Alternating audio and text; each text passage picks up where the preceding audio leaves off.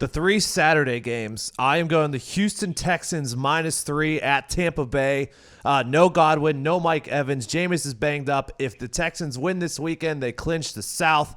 So they've got motivation. They don't want to play next week for the South against the Titans. So Texans -3, I believe, is a pretty heavy lock there. Hammer that thing. I think in the Bruce Arians offense, no risk it, no biscuit. You got to throw the ball up. Jameis has had a much better year than I think anybody could expect. I don't know, get me back in camera. Jeez. I just got a cramp in the forearm. I think this is a bet that you absolutely hammer for the Texans. And I like what the Tampa Bay Buccaneers have done this year. I think a lot of people called Bruce Arians a bit of a crazy person. Mm-hmm. But for me, let me get me in front of the mic. For me, this is a lock for the Texans if they can get it together. This feels like a game Deshaun Watson's about to really pop off, and I'm excited to watch it on Sunday because I'm going to be in prep for the Boca Bowl in Boca Raton, Florida at 3:30 on ABC. Next game, Bills +6.5 at the New England Patriots. We've talked about this. 2 incredible defenses. So the game is going to be who can make a play on offense. You said it earlier. I think Josh Allen's the one who can make a play on offense. I'm taking the Bills +6.5. Low-scoring game. Give me the Bills +6.5. Damn it. I like that. We also like the under, right? Those are 2 bets for that game. We like and it's actually parlay together. Yeah, and it's actually moved up to 37.5. So snuck a point there. Pats are going to figure it out. This is the weekend, boys. This is the weekend.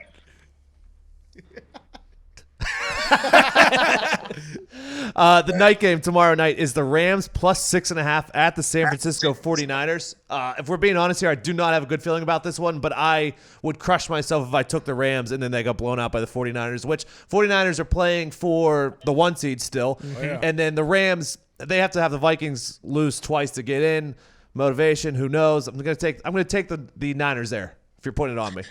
Now, the Rams still have a chance to make it if the Vikings lose out, which is an interesting thing. Sean McVay can tell his team, we still have a lot to play for because primetime Kirk Cousins, although he got a Pro Bowl snub, could potentially lose these next 2 games. I'm not saying he will. I'm just saying he could. And if they do and the Rams win out, they're in all of a sudden. But this feels like a game where the Niners are going to go and get it. I mean, George Kittle's an absolute savage. That defense, I think Richard Sherman's back. I'm not 100% sure. Yes, I think believe, he's yep. back. And that's going to make a big difference because they were banged up in the games that they lost. I like the Niners as well because there's a lot on the line. Making everybody come through Santa Clara is a lot different than having to travel out of San Francisco every single week in the playoffs. I like the Niners as well in this particular case. Good for you, Diggs. Another big one is Saints at Titans on Sunday. Saints are -2.5. Saints are still trying to get that home field advantage through the playoffs. Titans are trying to win to get in the 6th seed of the AFC.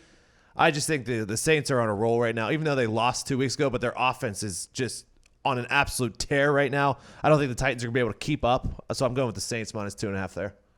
I thought that'd be a bigger spread, to be honest, with how the Saints have been playing, especially coming after that ass beating that they just handed out to the Colts. Now, they get one less day of rest. Which I guess is a pretty big deal, especially when you're talking about old Drew Brees, even though he's gotten a 4-game break this particular season.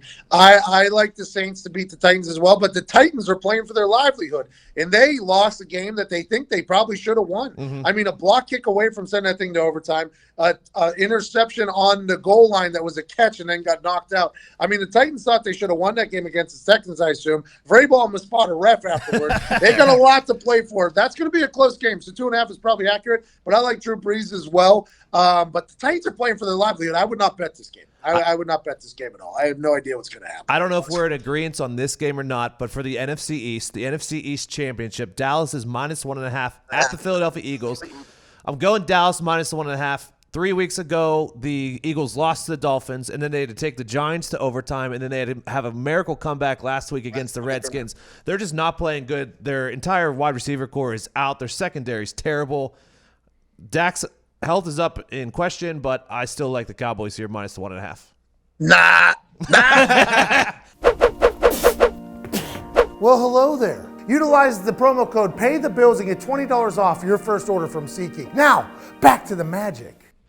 Listen, I was on the Cowboys. I wore a bolo tie in New York because the Cowboys were the NFC East champions. And then Troy Aikman is about to be a general manager, is now Adam Schefter, and he's breaking news.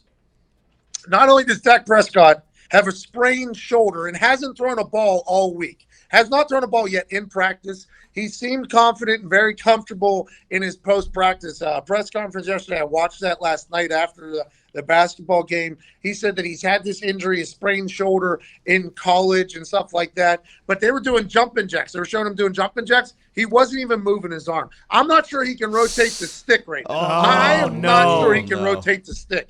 And that's a big problem, especially against a Philadelphia Eagles team that is a known bad secondary, but a number 3 overall rush defense. Now, I like Zeke. I like the offensive line for the Cowboys, but I think Dak, not only having a sprained shoulder, but a fractured finger, okay? A fractured finger. And yes, I understand how minuscule that might sound, but as a passing quarterback, a guy who's been very, very good, he's going to have to wear a glove. He can't rotate the stick, and he might not be able to grip a ball. I think it's very hard to say that I'm still on the Cowboys. I think the Eagles love this underdog position that they're in. This is very similar to what they were a couple years ago. Very different team. Carson Wentz has had to carry this squad on his back, but he's been doing so. Now, you mentioned a couple losses like a week ago or whatever, but they seem to have been getting a bit hot there towards the end of that Redskins game. They played with 0 plays with the lead in the last 2 weeks of one. 0 plays. Last-minute wins for both of them. That's something that can really motivate a team, but I don't like that Dak Prescott has not thrown a ball. He has a sprained shoulder and a fractured finger. I like Dak Prescott. I think he's a great football player. I like Kellen Moore. I think he can design good plays to throw the ball. But for me, if your guy can't throw the ball, who are you going to have? Cooper Rush? You're going to have Cooper Rush throw the ball? Don't let him get hot. Evan Foxy played basketball against Cooper Rush in high school. He said he was a double-double machine. The guy was an athlete, could get underneath. He could throw the ball. But I know nothing about him other than the fact that Foxy yanked him. That's all I know. All I know is that Foxy yanked on him.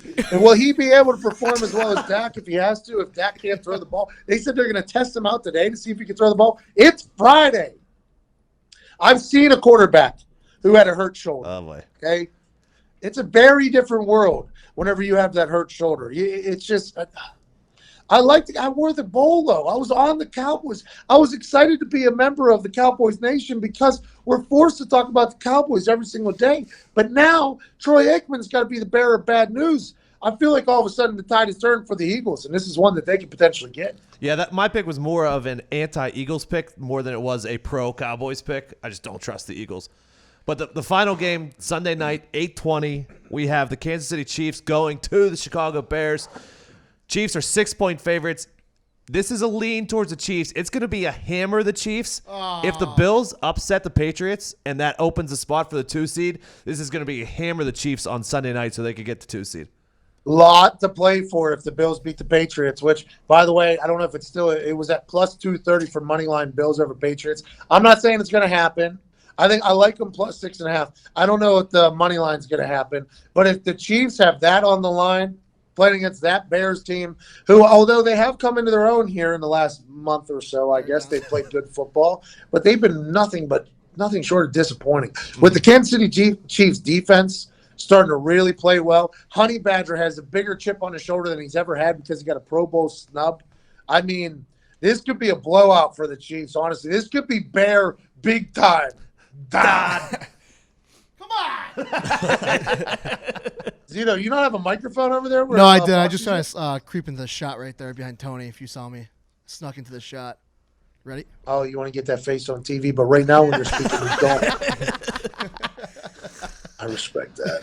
All right, so those are your lock sticks? Well, the Chiefs, or sorry, the Texans was one of my locks. Hold on, let me pull it up. I lost. The Texans and Cowboys were one of my locks. And then I love the Broncos against the Lions because the Lions stink right now. Yeah, I agree. And then the Broncos, the Broncos got a guy. Oh, yeah, they got a guy. They got a guy. Now, he's going to make some rookie mistakes, and he's going to be not going to be hot every single – but they got a guy. I think John Elway finally found the quarterback that can quarterback the Broncos. Imagine if Joe Flacco didn't end up in the outhouse. We never get to this situation with Mr. Locke right now for the Broncos. They might have found a guy for the future in this kid.